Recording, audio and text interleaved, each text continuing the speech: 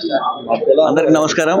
ఈరోజు సిపిఐ ఆధ్వర్యంలో save RDT FCRA renewal కోసం అనంతపురం నగరంలోని పెద్ద ఎత్తున రౌండ్ టేబుల్ సమావేశాన్ని ఏర్పాటు చేయడం జరిగింది.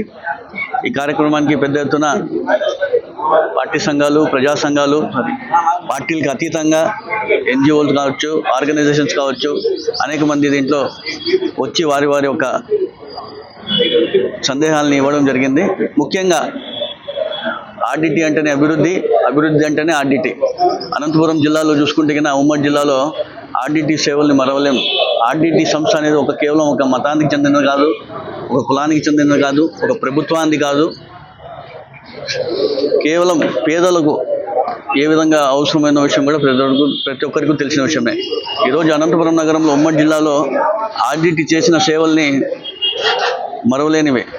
విద్యారంగం కావచ్చు, వైద్య రంగం కావచ్చు, అగ్రికల్చర్ విధానంగా కావచ్చు, హౌసింగ్ విధానంలో కావచ్చు, ప్రతి ఒక్కటి కూడా స్పోర్ట్స్లో కావచ్చు, ప్రతి ఒక్కటి కూడా ఈరోజు అనంతపురం నగరాన్ని దేశవ్యాప్తంగా కాకుండా ఇంటర్నేషనల్ లెవెల్లో కూడా గుర్తింపు తీసుకొచ్చిన ఏకైక సంస్థ ఏదో అంటే ఆర్డిటి వ్యవస్థ.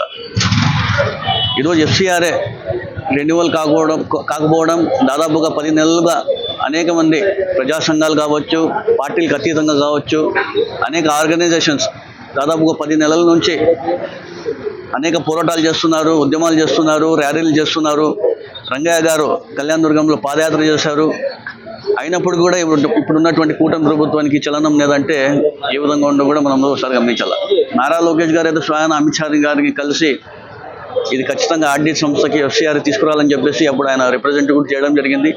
అయినప్పటికీ ఇప్పటికి కూడా కొంచెం కూడా దాన్ని చలనం లేదు, ముందుకు పోకపోయిన విషయం కూడా మనం అందరూ ఒకసారి గమనించాలి.